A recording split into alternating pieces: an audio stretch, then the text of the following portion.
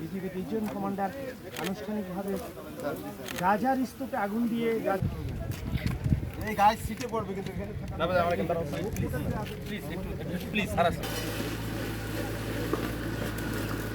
মূলত 2024 সালের মধ্যবর্তী সময় থেকে 2025 সালের মধ্যবর্তী সময় এই এক বছর সময়ে আমরা কি পরিমাণ মাদকদ্রব্য আসামিবিহীন যে মাদকদ্রব্যগুলো জব্দ করেছি,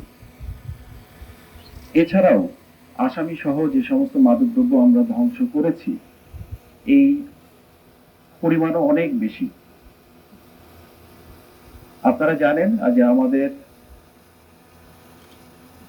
দক্ষিণ পশ্চিম রিজিয়ন অর্থাৎ যশোর রিজিয়ন আমরা 600 কিলোমিটার সীমান্ত দায়িত্বে নিয়োজিত এবং আমার 2টা সেক্টরের অন্তর্গত আরো 7টি ব্যাটালিয়ন আছে। শুধু একটা ব্যাটালিয়ন কর্তৃক শুধুমাত্র আসামিবিহীন জব্দকৃত মাদকদ্রব্য থেকেই একটা ধারণা আপনারা পোষণ করতে পারেন যে কি পরিমাণ মাদক আমরা প্রতি বছর আটক করে থাকি।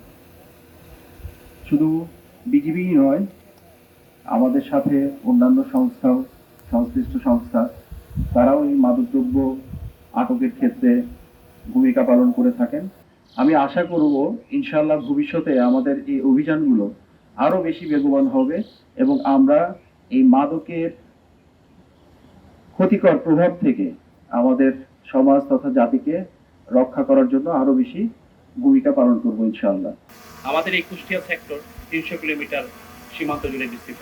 কুষ্টিয়া সেক্টরে 3টি ব্যাটালিয়ন কাজ করছে।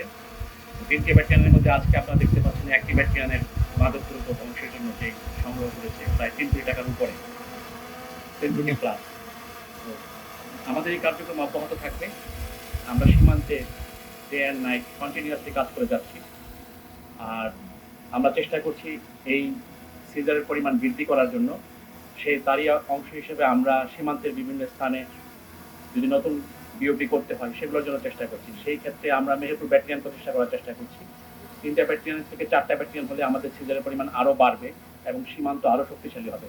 সীমান্ত যত বেশি শক্তিশালী হবে আমাদের মাদকের সিজারের পরিমাণ এবং মাদকের উপর যে নিয়ন্ত্রণ, স্মাগলারদের যে নিয়ন্ত্রণ, সেটা আরও বৃদ্ধি পাবে।